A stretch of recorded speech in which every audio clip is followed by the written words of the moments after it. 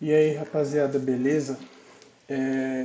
Tô gravando o vídeo aqui para deixar registrado, né, o que eu já expliquei pro João Pedro, mas o Lucas pediu para gravar, né? E é até bom, né, deixar registrado aí o que eu fiz até aqui. Eu não vou entrar em detalhes do que cada linha de código quer dizer, que nem eu mesmo lembro ou entendo 100%, né? Mas eu vou deixar aqui mais ou menos a ideia inicial do que é o projeto, né? Primeiro, eu quero começar mostrando a main, né? Por quê? Eu quero mostrar basicamente isto aqui. Isso aqui é chamado de guardrail, que é basicamente onde eu seto o que a IA vai fazer e o que ela não vai fazer. Por exemplo, né? Não é para ela responder qualquer tipo de pergunta. Então eu criei esse guardrail aqui para deixar, né, especificado, né, para o contexto do projeto, que era você é um assistente que só responde perguntas sobre o manual da Facamp. Aí aqui embaixo, se a resposta não estiver no manual, responda desculpe, não possuo essa informação, né? Ah, por que tem isso aqui embaixo? Porque antes de ser da maneira como é hoje, as perguntas no projeto, a gente fazia as perguntas pelo próprio VS Code, aqui a gente criava aqui a pergunta e jogava aqui, ele processava tudo aqui, e ele respondia no terminal a pergunta, né? Quando era mato o negócio, era só back-end, antes de ter o front. Então eu só queria mostrar isso. É, Aqui basicamente é a parte do processamento do documento, né? Isso era antes também, não é mais assim que funciona, que esse processo acontece tudo automático. Mas antes, quando era manual, e a gente quisesse inserir qualquer outro documento, a gente vinha aqui, cria essa lista, né? Com o caminho, com o nome do PDF, tudo. Aí ele importava, né? Eu importava ele, e aí ele aparecia aqui, ó. Esse aqui é o que eu importava, né? Ele lia tudo que está aqui. Aí ele pegava o caminho dele, tudo, e lia, né? E aqui ele jogava nesse embeddings aqui, né? A gente colocava o caminho desse PDF aqui, nessa embeddings para ele processar aqui, aqui é o coração do código. Aqui é basicamente a parte, deixa eu só olhar aqui. Essa é a parte de LLM, a parte que eu não vou saber explicar muito bem, mas tudo bem. É, Esse aqui basicamente é o coração do negócio. Aqui é onde a gente coloca a chave API do GPT, que isso aqui é o GPT que gera esse tanto aqui. Cada vez que você entra lá, quando ele gera lá, né, a OpenAI gera isso aqui, você não consegue recuperar a mesma. Então você precisa de pedir para ele gerar outra toda vez, né? Você paga lá, o que eu paguei foi US$ 5 por uma quantidade de tokens, e aí quando esses tokens esgota, ele para de responder, tem que comprar mais crédito, né? Porque a gente usa a base de inteligência artificial da OpenAI, tudo, modelo de aprendizado, como que funciona essa parte mais, assim, realmente de inteligência artificial, quem faz a gente pega emprestado da IA, né? Hoje o que todo mundo faz é isso. Ninguém vai criar do zero um modelo de IA porque é muito dinheiro que você tem que investir para isso, em PC muito forte e tal. Tá, e aqui é basicamente isso que eu falei, o caminho, né? A gente coloca aqui a chave API. É, Aqui ele vai criar toda a embedding. O que é embedding? É basicamente pedaços do textos, né? Pedaço do texto, ele pega, sei lá, vamos supor que está escrito a casa é vermelha. Aí ele vai quebrar esse a casa é vermelha em a casa, vírgula, é, vírgula, vermelha, né? Isso dentro de uma lista, um vetor. Antes, como que isso acontecia, né? Quando eu rodava o código, antes de rodar mesmo, ele criava aqui, né, aqui do lado, um arquivo JSON. Esse arquivo JSON, né, se abria ele, era basicamente um vetorzão gigante com todo o texto extraído do PDF. todo o texto extraído do PDF que você colocava aqui, né? O nome disso é OCR que faz, né? Tanto, tanto que está até aqui, ó, importar OCR, que é basicamente uma OCR é quando o IA faz o quê? Ela pega um PDF, um arquivo e extrai todo tipo de texto que está ali. Uma das coisas que pode acontecer se você fizer uma OCR ruim é ele extrair texto, fazer essa OCR, essa extração de maneira que deixe tudo bagunçado o seu texto e aí ocorre erro de resposta. Aí ele fazia esse processo de OCR, pegava, né, nesse arquivo JSON gigante e quebrava em vários pedaços, ficava uma puta lista grande e a partir disso ele criava chunk, que para cada espaço, para uma quantidade determinada de texto, ele transformava isso em token, em número, né? E aí ele processava isso e dava a resposta. Com o passar do tempo, a gente foi e implementou o banco de dados vetorial.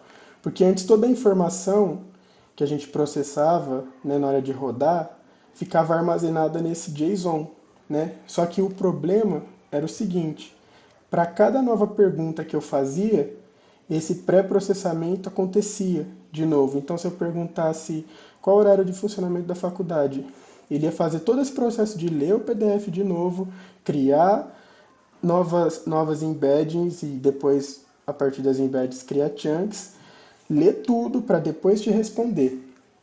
O que acontece? Quando a gente colocou o banco de dados vetorial, que é esse Chroma que está aqui, não dá para abrir isso, mas está aqui, né? Quando você roda, ele cria isso aqui, né? Dentro do essa pastinha aqui, que tem todas as informações. Ele faz esse processamento todo, mas uma vez só. Então o que acontece? Criei o Chroma aqui, bonitinho. Na primeira pergunta que eu fazer, ele vai rodar todo esse dado de novo do PDF, mas ele vai armazenar lá, né? Ele vai pegar tudo que é texto, a mesma coisa, vai transformar em vetores, né? Várias listas. Só que em número vai pegar toda essa informação de texto, vai transformar em número, em tokens, e vai armazenar nesse banco de dados vetorial. Aí o que vai acontecer? Quando você fazer uma outra pergunta, ao invés dele ficar fazendo OCR atrás de OCR para, né, processar todo o dado de novo, ele não vai fazer mais isso, porque já está armazenado em um lugar. Então ele só vai pegar, né, ele vai fazer uma comparação, chama semelhança de cossenos. O que ele faz, essa semelhança de cossenos? Ele vai aproximar, ele vai ver o seu contexto, né, da mensagem que você está mandando. Você fez uma pergunta, aí essa pergunta, né, já está no texto, vira token, tudo. Ele vai analisar o que mais a sequência de tokens que mais se aproxima do que você está perguntando e vai dar a resposta. É meio complicado, meio complexo, né?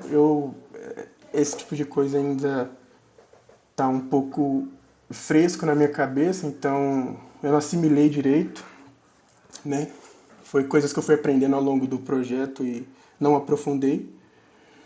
Então, basicamente, o porquê que o Chroma é melhor, né? Indo direto ao ponto. Porque ao invés de você fazer uma pergunta e seu projeto, sua IA, ficar lendo tudo de novo, transformando em embeddings, depois em chunk, e depois te dando a resposta, ele faz isso uma única vez. Uma única vez e armazena toda a informação do que você alimentou. Então, quando você fazer uma pergunta, ele já vai direto no que está armazenado, porque ele quebrou todo o texto, transformou em token e está armazenado em um lugar. Antes ele não armazenava, ele processava e dava a resposta para uma nova pergunta que você fazia, ele jogava fora o pré-processamento antigo e fazia um novo. E isso pode gerar erros, pode gerar alucinações, porque ele pode fazer um pré-processamento, um processamento de todas essas informações erradas, né?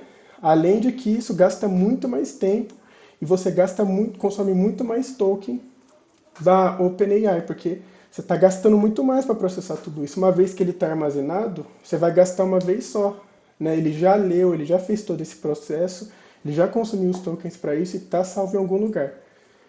Então antes era assim, e essa foi a cereja do bolo do projeto, colocar esse banco de dados vetorial. Aí, agora o que eu vou mostrar aqui é rodando de fato, né?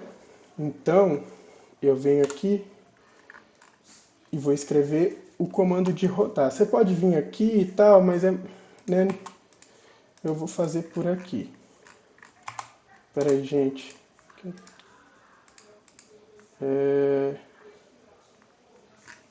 Só um momento.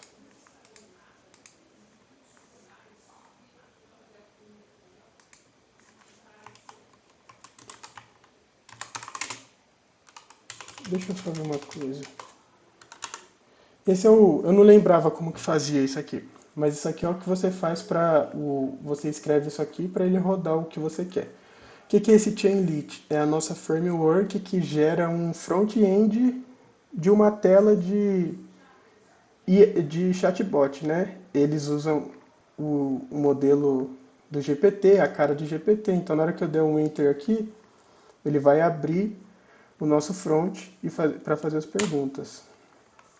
Aí eu dei o Enter aqui, ele vai dar uma carregadinha, né? Pronto. Aí ele abre. Aí aqui, opa, perdão. Aqui, antes de ir para a pergunta, quando a gente fez isso aqui no projeto, não tinha isso aqui de importar. Isso aqui você olha na documentação lá do Chainlit e ele mostra como fazer isso. Então, ainda assim, para importar qualquer coisa para o documento, a gente tinha que ir manual lá, colocar o caminho. Aí, no momento que a gente colocava o caminho, esse documento vinha para cá.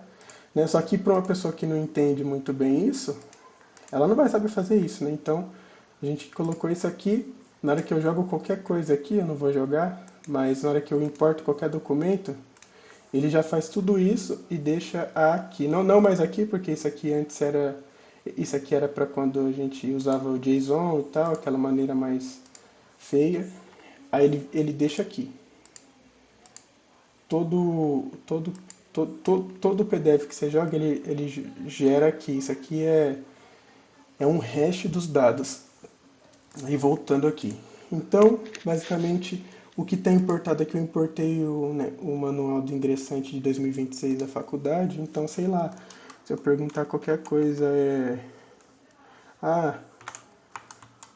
qual o horário de funcionamento? Aí ele vai ler, né? Aí ele joga a resposta. Aí aqui o que acontece? Aqui parece que ele está processando o dado, mas ele não está. Ele tá basicamente caçando no seu documento, mas no documento que está no banco de dados vetorial. Né? Não é mais aquela coisa de ficar processando o dado. Né? Igual era antes. Porque antes, na hora que você rodava aqui, ele ficava processing chunk 1, processing chunk 2, e fazia vários, assim, toda hora. Aí se eu fazer uma pergunta que não está aqui, sei lá,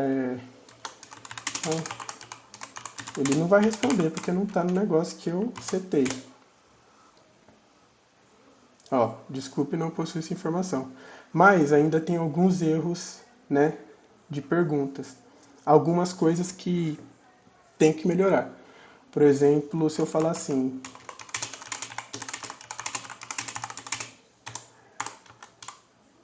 ou talvez, é porque teve um dia que eu fiz um negócio desse, ele deu uma resposta que não estava no manual. Deu uma resposta errada. Ó, se a gente olhar aqui, ó, dia 16. Vou olhar no calendário aqui para ver que dia que é 16. Normalmente isso aqui é no sábado lá. Ó, dá uma quinta-feira. E não tá reservado para eventuais. Não tem essa data aqui, no caso, no manual. Então isso aqui é uma coisa a ser melhorada já. Eu identifiquei depois, né? Mas é basicamente isso, o código, tudo, né, que eu queria mostrar. Tem muita coisa a ser estudada aqui ainda. E era isso. Eu vou deixar aí para vocês verem e lembrar, né? caso eu esqueci como é que funciona, mas era isso que eu queria mostrar.